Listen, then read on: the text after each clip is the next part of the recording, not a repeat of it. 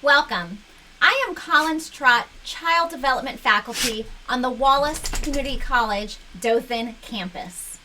In this episode, we are going to be learning about intellectual development of school-aged children. Children make dramatic gains in intellectual development during the school-age years. Advances in brain development and cognitive changes make them more capable of logical thought.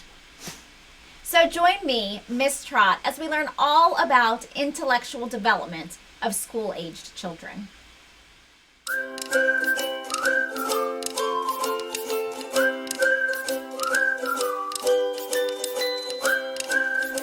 During the school-age years, children become capable of logical thought as a result of several advances in brain development and cognitive changes.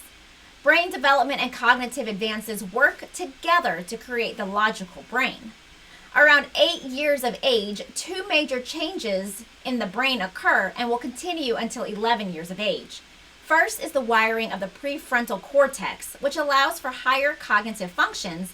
The prefrontal cortex is a section near the front of the brain that is involved in logical thinking, forming judgments, memory, weighing consequences, decision-making, and controlling impulses and emotions.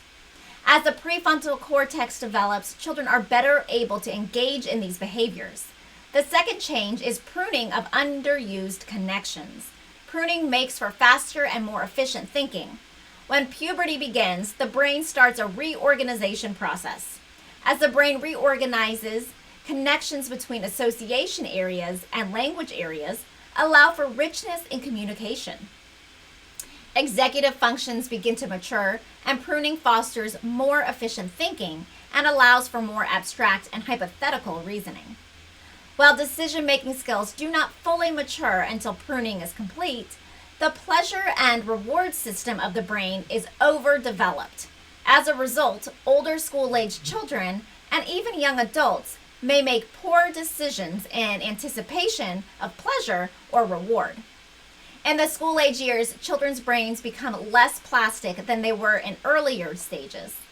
As a result, many older children and teens begin to narrow their interests, focus less on areas of weakness. Brain development during the school-age years leads to a number of cognitive changes, all of which make logical thinking more possible.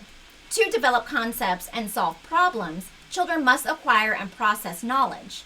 To do this, theorists believe children must attend to relevant information, store it in their memories, and retrieve the information and apply it.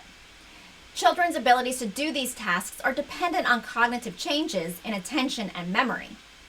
As their brains mature, school-age children enter into Piaget's last two stages of intellectual development, in which they rely less on perception and think more logically. Children gradually learn to use logical thinking concepts to manipulate information, and their thinking becomes more flexible and organized as compared to younger children. Piaget called this stage of intellectual development the concrete operational stage. The stage is concrete because logic is based on the child's past experiences. In the last stage of intellectual development, called formal operational stage, children and adults are able to reason more abstractly.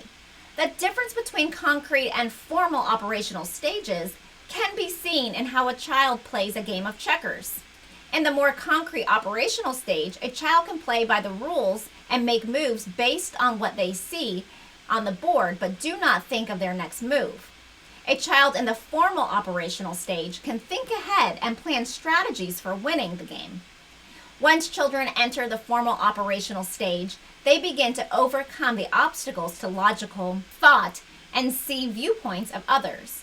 Focus on more than one part, note transformations, understand reversibility, and use deductive and inductive reasoning.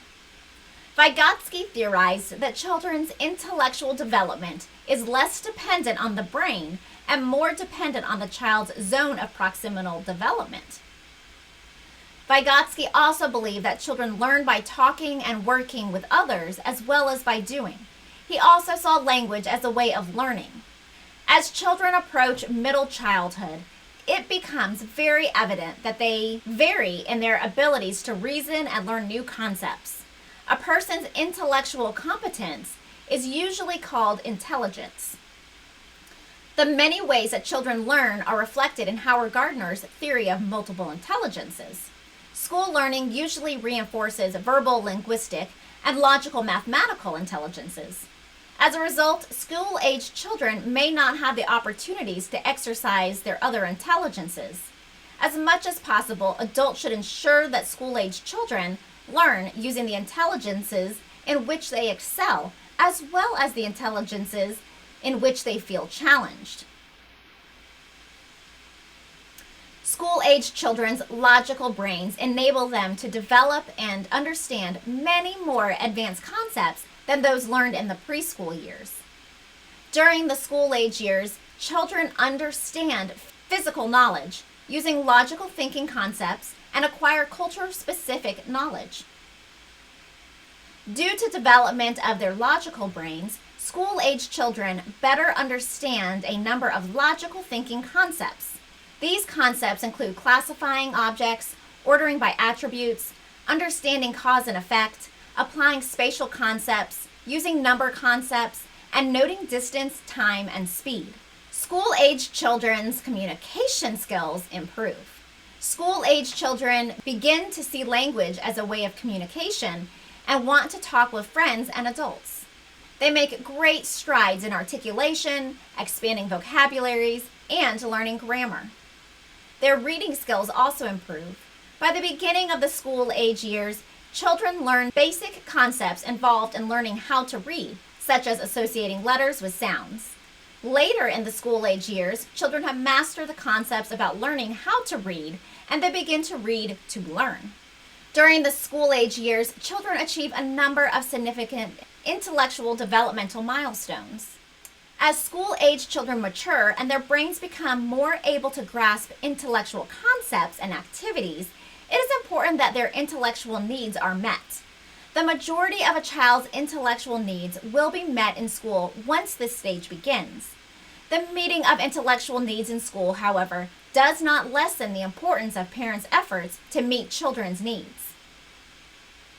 During school-age years, parents can meet children's intellectual needs by preparing their children for school, supporting them in school, planning activities for children to learn outside of school, and guiding children's media use.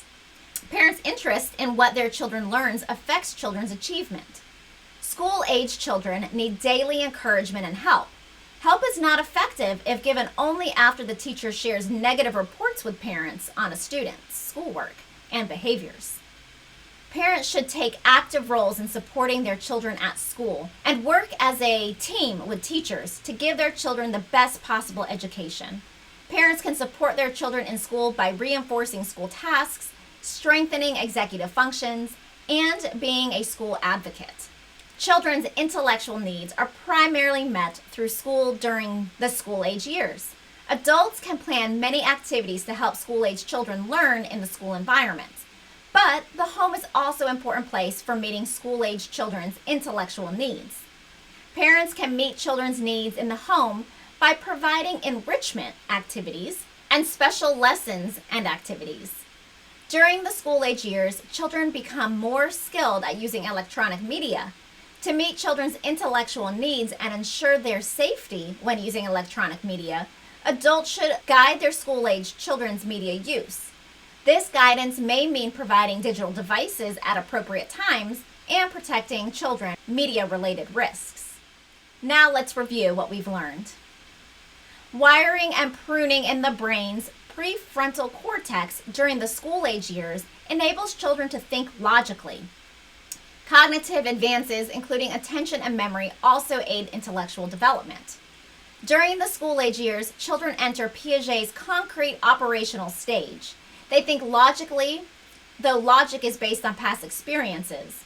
Upon entering the formal operational stage, children reason more abstractly.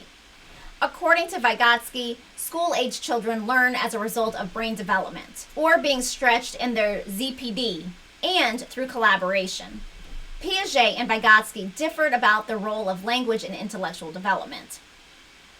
Howard Gardner's theory of multiple intelligences also outlines many ways in which children learn. School-age children's understanding of physical knowledge expands. Logical thinking concepts of classification, ordering by attributes, cause and effect, space, number, distance, time, and speed improve. Children learn culture-specific knowledge through school and home teachings.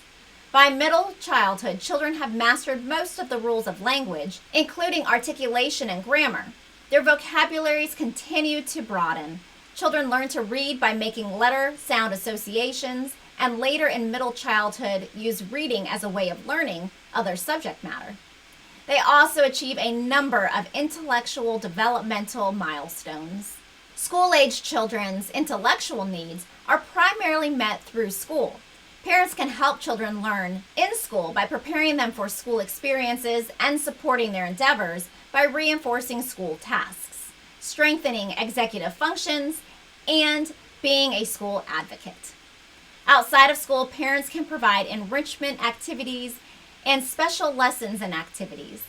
In addition to providing these activities, parents can guide their children's media use by providing digital devices at appropriate times and protecting children from media-related risks. Thanks for joining me, Miss Trott, as we learned all about intellectual development of school-aged children. See you next time.